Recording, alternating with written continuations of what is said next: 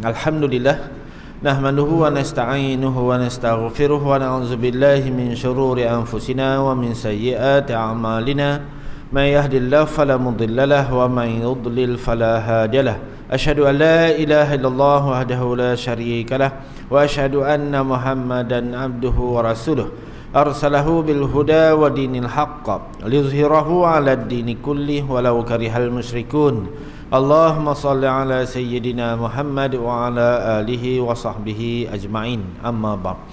Alhamdulillah, syukur kita ke hadrat Allah Subhanahu wa taala kerana dengan limpah kurnianya dapat sekali lagi kita bersama-sama pada malam ini.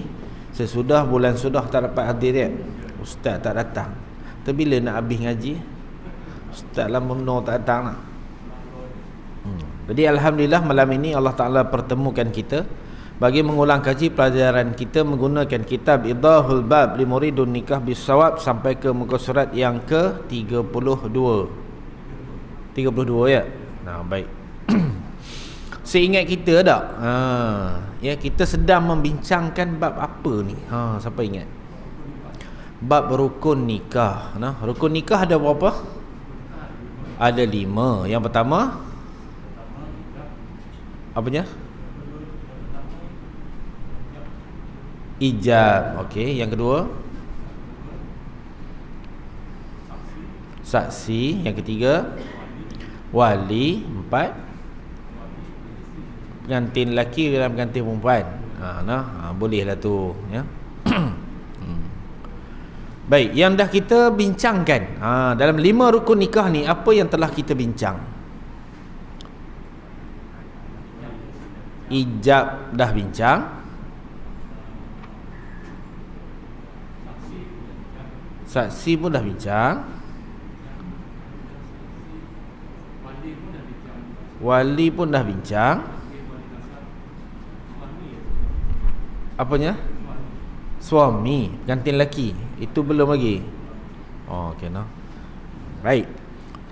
Yang kita bincang kebanyakannya secara sepintas lalu dulu.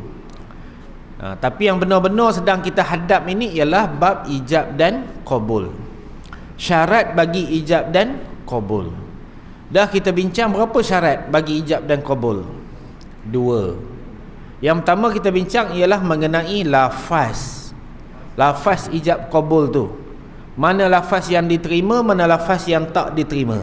Ni lepas raya ni sekarang ya, ramailah orang nak jalankan walimatul urus. Ada majlis akad nikah. Jadi kita hadir besok tu ada dah sedikit ilmu. Kita nak tengok akad nikah ni sah ataupun tidak. Berdasarkan kepada apa? Berdasarkan kepada lafaz yang dibuat. Dia dah bincang lah. Maka lafaz ijab dan qabul yang diterima pakai hanya 2 lafaz, iaitulah lafaz nikah, lafaz kahwin. 2 sahaja. Lain daripada 2 lafaz berkenaan tidak sah akad nikah. Aku halalkan dikau dengan anak perempuanku, tidak sah. Tak? Tapi ada setengah negeri kita sebut dua-dua. Aku nikahkan dikau dan ku kahwinkan dikau. Dua-dua sekali ada.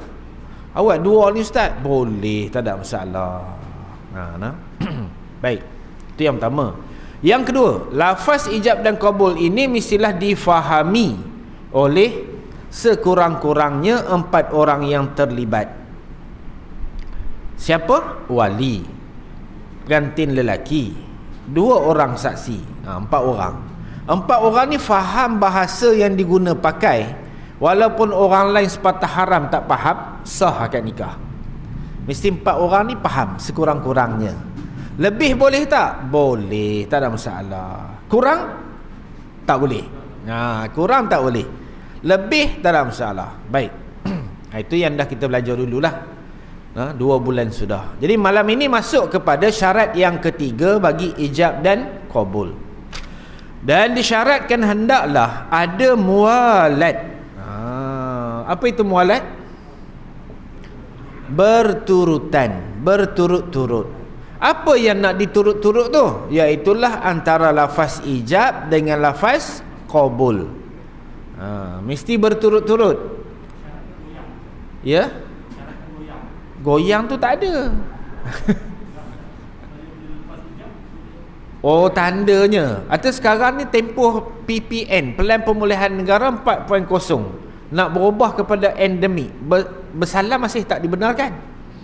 Jadi waktu akad nikah tak ada bersalam, bila nak enjuknya? Oh, tak ada enjuk. PKP hari tu tak bersalam, tak ada. Bila nak enjut? Ya.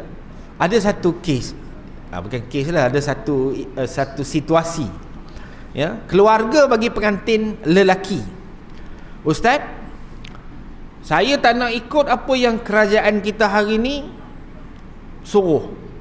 Ada pula akad nikah tak ada bersalam katanya.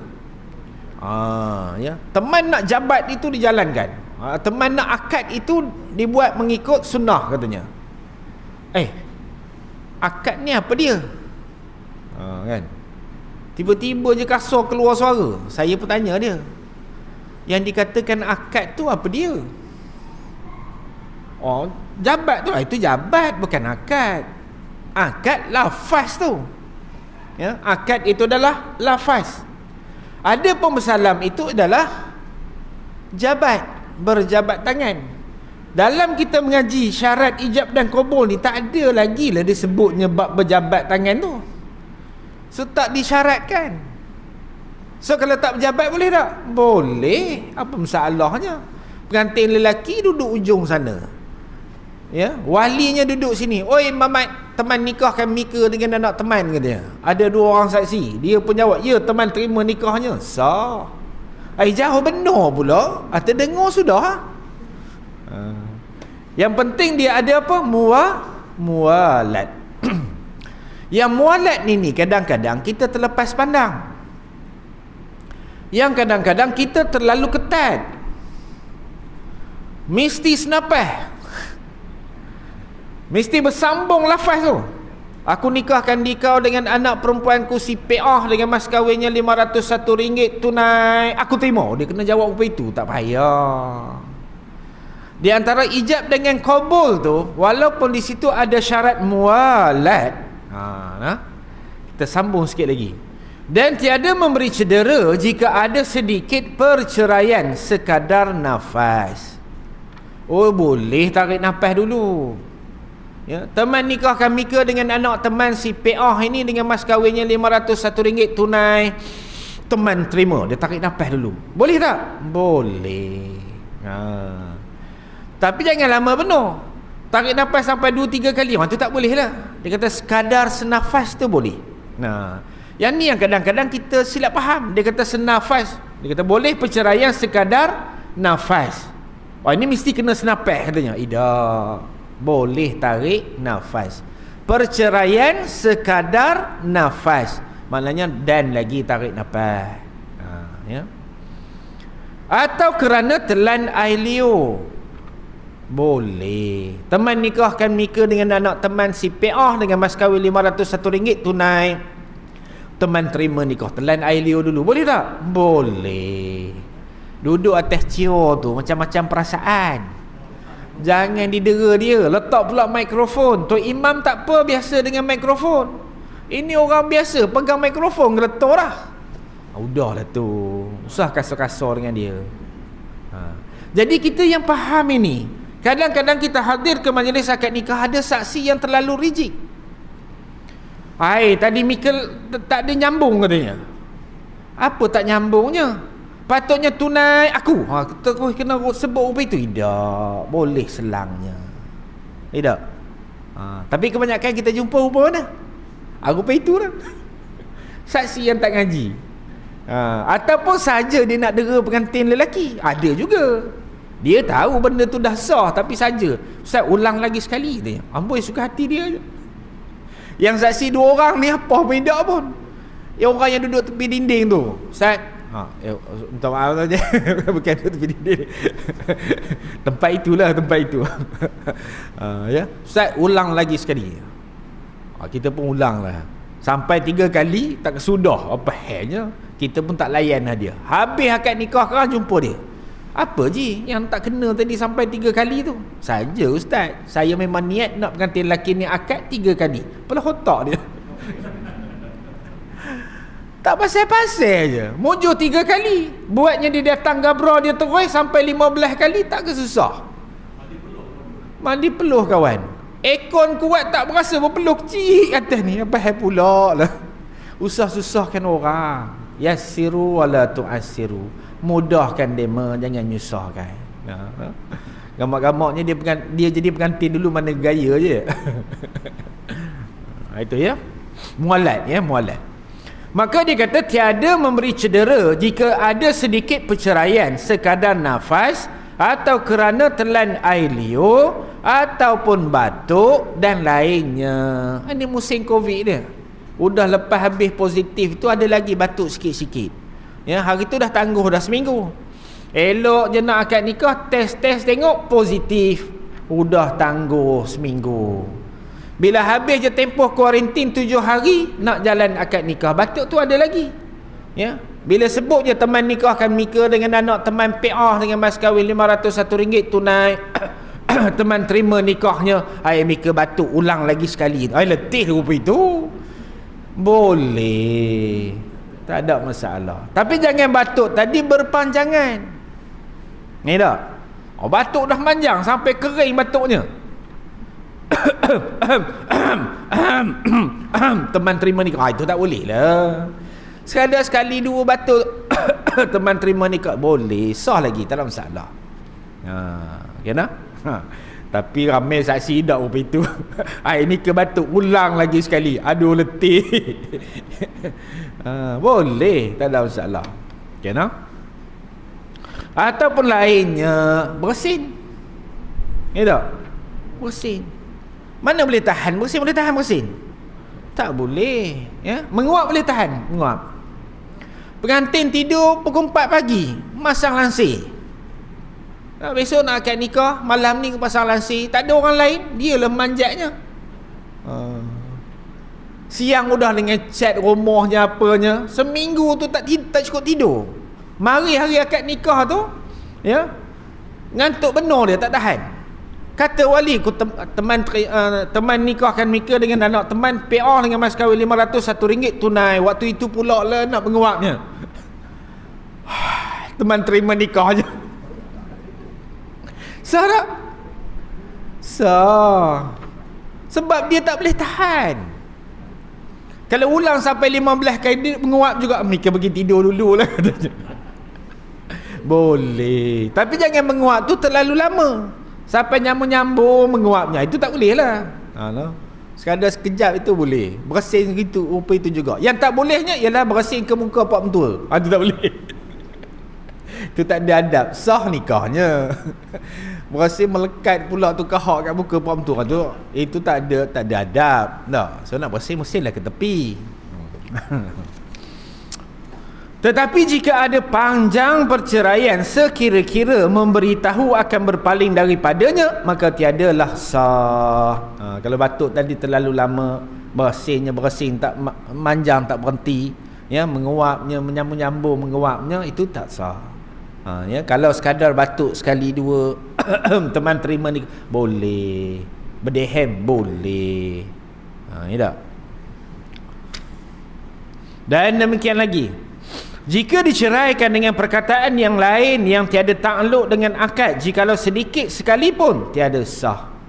Maka tidak boleh kita masukkan dalam akad nikah itu perkataan-perkataan yang tidak perlu ataupun tidak bersangkut dengan ijab qabul. Contoh, teman nikahkan mika dengan anak teman si PA dengan mas kahwin RM501 tunai. Kad pengenalan tadi mana? Teman terima nikahnya kata. Rupa itu buat latah betul, tak sah. Sebab perkataan kad pengenalan itu tiada kaitan dengan akad nikah. Tak? Biasa kita pengantin bila nak akad nikah ni, siapkan kad pengenalan, kadang-kadang tertinggal. Pengantin dah sampai dah. Sampai-sampai tengok-tengok kad pengenalan tak ada, patah balik. Tak tanya kita dulu. Tanya mana pengantinnya, tadi nampak bayangnya. Patah balik ustaz ngambil kad pengenalan. Apa hal pula ambil kad pengenalan? Kebenaran dah ada dah. Kebenaran nikah dah ada. CJ nikah pun dah siap. Nikah je lah dulu. Balik sekarang ambil lah kad pengenalan. Tak ada kaitan pun. Ya. Saya lah, orang lain tak lah tak. Kadang orang lain tu nak minta, tengok kad pengenalan ni. Tak. Pengantin lelaki ada, pengantin perempuan ada, wali ada. Ya, kalau tak ada pengenalan pun, kalau kata pengantin perempuan teman berkenan nak nikah dengan lelaki ni, udahlah tu. Tak kisahlah ada kat penalan ke tak ada ke, janji kebenarannya dah ada, selesai masalah. Ya, ataupun lain-lain lafaz lah yang tiada kaitan. Ya. Maka jika ada perkataan itu yang dituntut atau yang menghukumkan bagi akad, seperti membaca khutbah dengan katanya alhamdulillah wassalatu wassalamu ala rasulillah usikum wa iyaya bitaqwallah. Tu dia mula khutbah dulu dah. Sah dah akad nikah. Ya, kalau dia sebut perkataan awal khutbah itu, rukun khutbah itu, dan juga disambung dengan perkataan aku terima nikahnya, sah akad nikah. Lain tadi, banyak perkataan lain ustaz, tak ada kaitan pun. Ada kaitan. Apa kaitannya? Sunat sebelum akad berkhutbah. Maka dia sebut tadi rukun khutbah. Apa rukun khutbahnya? Yang pertama, puji Allah Ta'ala. Yang kedua, selawat atas Nabi. Yang ketiga, pesan atas orang mukmin untuk bertakwa. Usikum bitaqwallah. Tu wasiat tu. Itu salah satu daripada rukun. Rukun apa? Rukun khutbah. Kemudian baca sepotong ayat Quran. Yang kelima, doa untuk orang mukmin. Itulah 5 rukun khutbah dah. Ya. Jadi habis majlis akad nikah, kakang baca doa. Cukuplah rukunnya. Ya, rukun khutbah boleh, tak ada masalah. Tapi ada ke pengantin ubah itu? Tak pernah dengar lagi dah tak? Ya. Kata juru nikah ataupun walinya, ya, uzawwijuka ala ma amarallahu bihi min imsakin bima'rufin aw tasrifun bi ihsan. Aku nikahkan dikau dan ku kahwinkan dengan dengan si PA ni dengan mas kahwinnya sebanyak RM501 tunai. Jawabkan dia lagi, alhamdulillah wassalatu wassalamu ala rasulillah usikum bitaqwallah. Teman terima nikahnya. Saksi yang tak ngaji malam ini, apa hamid ke melalut ke lain tu? Ni saksi yang tak ngaji, apa hamid ke melalut ke lain tu? Itu khutbah nikah, khutbah Jumaat tadi ialah baca rupa itu. Ada usikum wa iyaya bitaqwallah pula. Apa halnya? Sah.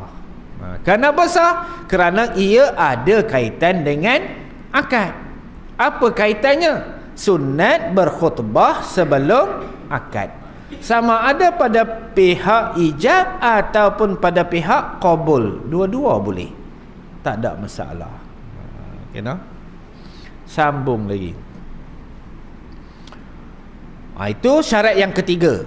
Ya, ada muwalat. Kena? Syarat yang keempat.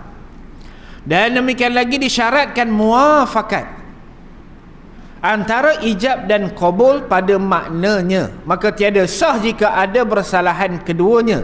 Seperti berkata wali, ku kahwinkan dikau dengan si Fatimah. Maka jawab, aku perkenankan kahwin si Zainab. Maka tiada sah. Tidak ada muafakat. Jadi sebab itu, kalau kita berwakil wali dan juga berwakil pengantin lelaki, pengantin lelaki tak dapat datang. Kenapa? Kuarantin, positif COVID. Majlis dah ditetapkan, kenara sudah dijemput. Siapa lagi? Catering sudah dibayar. Ya, adakah kita nak tangguh? Jalan je lah. Atau pengantin lelaki tak dapat datang, telefon wakil kepada Tok Imam sini. Tok Imam, teman ni positif, teman ni akad nikah, patutnya lepas Jumaat tadi, tapi tak dapat datang. Teman wakil kepada Tok Imam lah untuk terima nikah bagi pihak teman, ya. Ingat Tok Imam, ya, wakil, bukan untuk Tok Imam kata. Ayolah teman terima wakil ini. Maka waktu akad tu, teman nikahkan anak teman si Fatimah dengan si Samad, berwakilkan kepada Tok Imam dengan mas kahwinnya RM501 tunai. Jawab Tok Imam, geletor tak pernah buat, ialah teman terima nikahnya. Sah tak? Tak sah, sebab tidak muafakat. Nampak? Ya? Yang tadi kawan ni akad, wali ataupun wakilnya akad tadi untuk terima wakil. Yang dia kata, teman terima nikah untuk teman, kata, mana mahunya? Dia tidak muafakat. Maka tidak muafakat, tidak sah. Jadi usah risau, wakil je lah. Sebab kalau dia terima untuk diri dia pun tak sah akad nikah. Maka dia kena jawab, ya teman terima nikahnya Fatimah ini anak Mika mewakili si Samad ini dengan mas kahwinnya RM501 tunai. Sah akad nikah. Tapi bukan untuk imam wak balik, tak boleh. Wak balik sekarang hantar rumah si Samad tu. Ada orang nama Samad ke sini? Oh tak ada, Alhamdulillah. Sekarang tidur tak lena pula dia dah.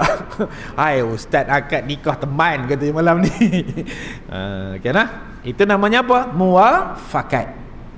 Misalnya sama maknanya. Ya. Maka jika berkata wali, ku kahwinkan di kau perempuan ini. Perempuan ini tu dia tunjuk perempuan yang mana satu. Ya. Maka jawabnya, ku perkenankan kahwinnya. Maka sah nikah kerana muafakat pada makna, walaupun tak sebut nama.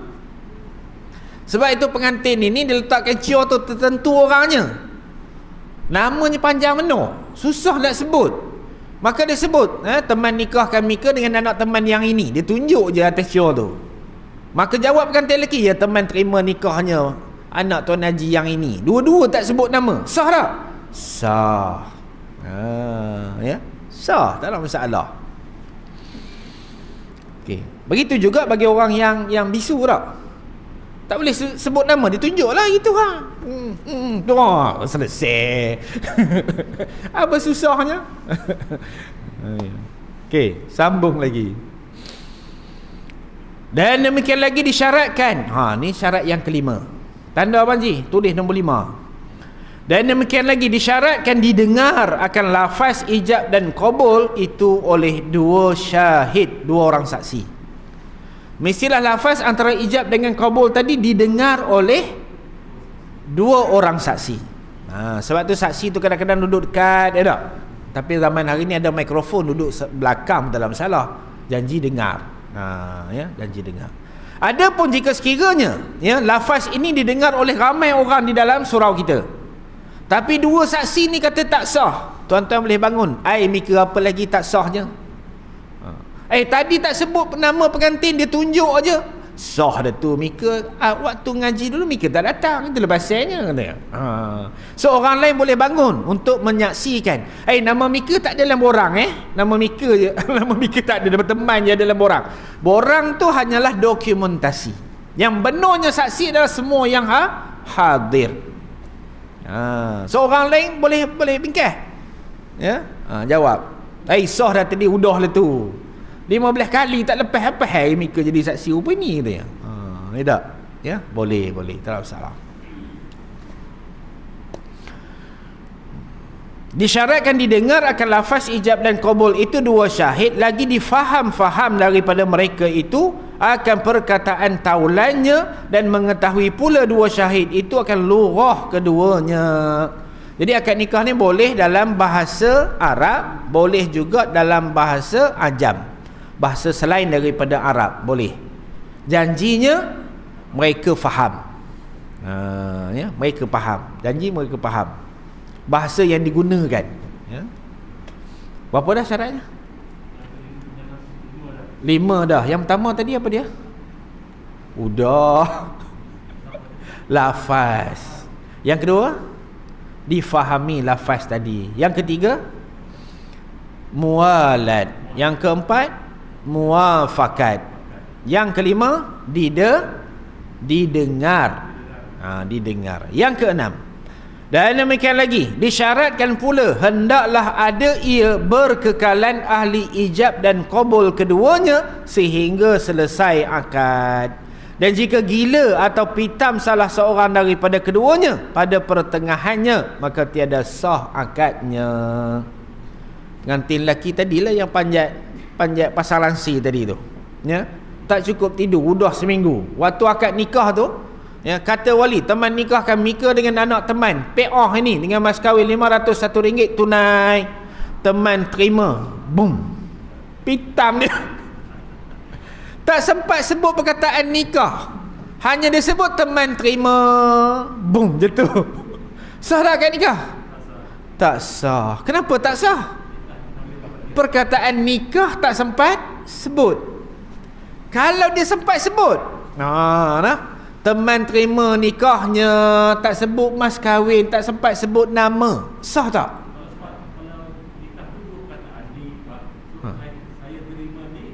Boom. Tak lengkap lagi. Tak lengkap lagi. Kalau dia hanya sebut teman terima nikah, sah tak? Tak sah lagi. Tak sah. Kenapa tak sah? Sebab tidak tertentu pengantinnya. Dia kata teman terima nikah. Nikah siapa? Sebab tu dia kena teman terima nikahnya. Itu sekurang-kurangnya. Ada perkataannya. Atau kalau tak sebutnya, dia kena sebut nama. Teman terima nikah P.A. binti Samad, mas kahwin RM501. Kalau dia tak sebutnya, kena sebut nama.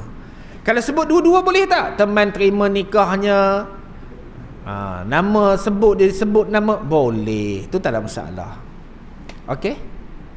Kadang-kadang orang tanya pula, kan, ustaznya tu satu ke dua? Boleh. Satu boleh, dua pun boleh.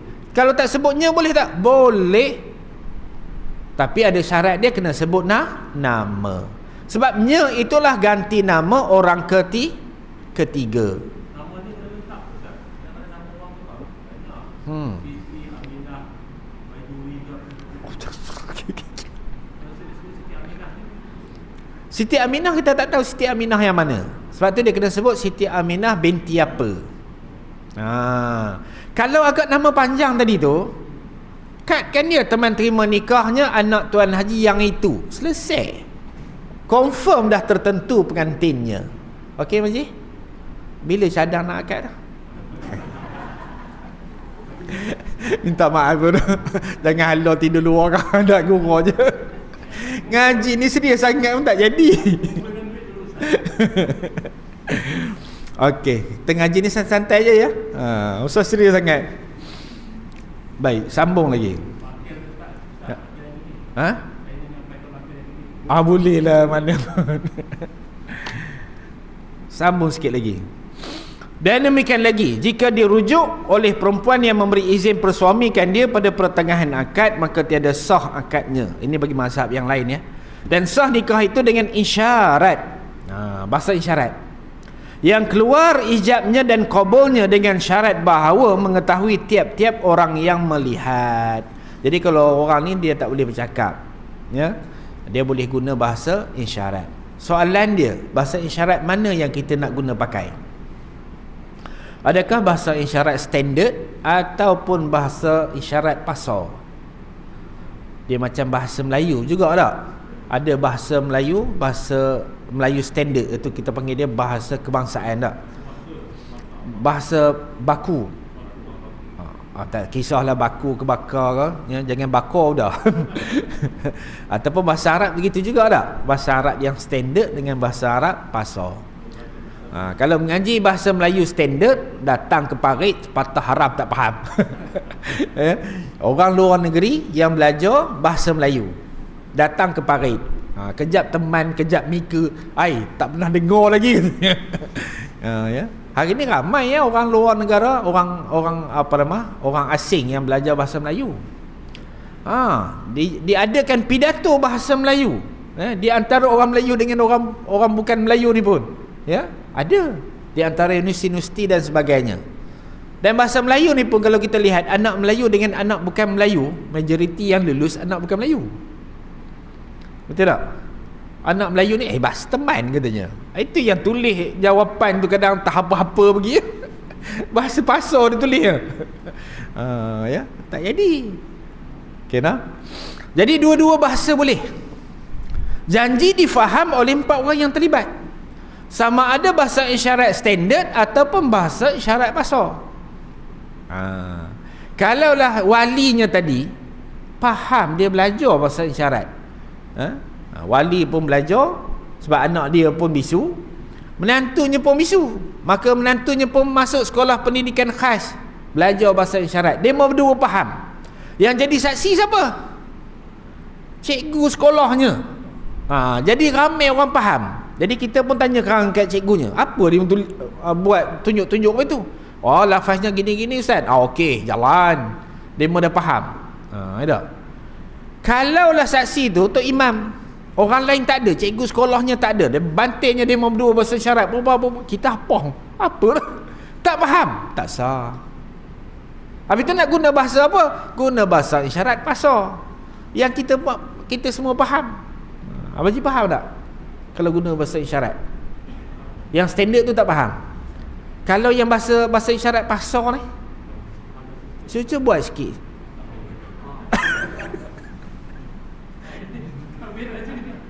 Gitu. Mana? Faham tak? Faham tak? Faham. Ramai orang faham sah lah tu. Oh tu kahwin dua. Jadi kalau orang faham kata kahwin dua, maka tak sah akadnya. Gitu je. Nak mudah faham begitu je. Ya. Tadi Haji tunjuk dia macam mana Haji? Cuba tunjuk sikit. Udah takut orang rumah marah. Orang rakam. Tak apa, tak ada tunjuk sana, tunjuk sini je. Ya, guna bahasa gitu je. Teman ke tak? Faham? Apa fahamnya? Tak, teman nikahkan Mika dengan orang sana. Tak sabar. Maka dia jawab, ya teman terima nikahnya dengan sana. Okey. Ya. Lafaz tu ikut lengkap lah tu katanya. Sah dia. Boleh lah. Tapi kalau dia tunjuk tak jadi ya. Lafaz tu tak lengkap lagi. Okay, no? Okay, clear nah? Okay, right. Sambung lagi. Yang ketujuh. Ya.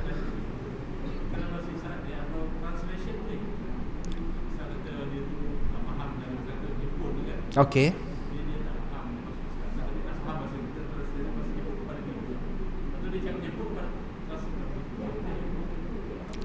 Okey. Jadi maknanya adalah orang yang faham, tukang translate tu. Ya, jadi makna dia lah saksinya. Dia lah saksinya sebab dia faham tak? Sekarang kita tanya dia, apa dia bercakap tu, dia pun cerita kat kita. Lafaz-lafaz yang diguna pakai. Maka dua orang saksi yang faham bahasa Jepun tadi tu, kira sah lah tu. Juru nikah ni hanyalah sebagai pendaftar. Macam mana kita nak daftarkan suatu perkahwinan? Jadi kita kena pastikan bahawa akad tadi adalah menepati syarat. Bagaimana nak menepati? Tanyalah saksi. Siapa saksi? Orang yang faham bahasa Jepun tu. Rupanya dia berkenal dengan orang Jepun. Dia berganti lelaki orang Jepun tadi tak? Ya. Sambung lagi dah. Ada lagi soalan? Kang kita laju je Kang. Ya. Dan demikian lagi, disyaratkan hendaklah ada perempuan yang dikahwinkan itu yang muayyin. Apa maksud muayyin? Tertentu. Maka jika berkata wali, ku kahwinkan di kau salah seorang daripada anakku, tiada sah. Ya, wali ni ada 3 orang. 3 orang anak. Ya, wali ni dia ada 3 orang anak perempuan. Maka beratur dia 3-3 tu. Seorang tu atas cio, 2 lagi ngapit. Ya. Kata wali, teman nikahkan Mika dengan anak teman, ataupun teman nikahkan Mika dengan salah seorang anak teman. Ada 3-3 tu. Dia ni pun jawab, ya teman terima nikahnya dengan anak Tuan Haji. Tidak sah. Kenapa? Kerana tidak tertentu pengantin yang mana satu. Lepas akad nikah ni kan dia ambil 3-3 buat balik. Tak boleh. Teman terima 3-3 tadi katanya. Tak sah. Ya tak sah. Sebab kena tertentu. Demikian lagi jika berkata wali dan ada baginya beberapa anak perempuan, ku kahwinkan di kau anakku. Yang tadi dia sebut aku nikahkan di kau dengan salah seorang anakku. Yang ni dia sebut aku nikahkan di kau dengan anakku, dan anak dia ada lebih daripada seorang. Ya. Itu juga adalah tidak sah. Ya. Walaupun anak dia ada 3 orang, 2-nya sudah kahwin, seorang je belum. Ya. Itu pun tidak sah. Ya, itu pun tidak sah. kerana tidak tertentu pengantinnya. Okey.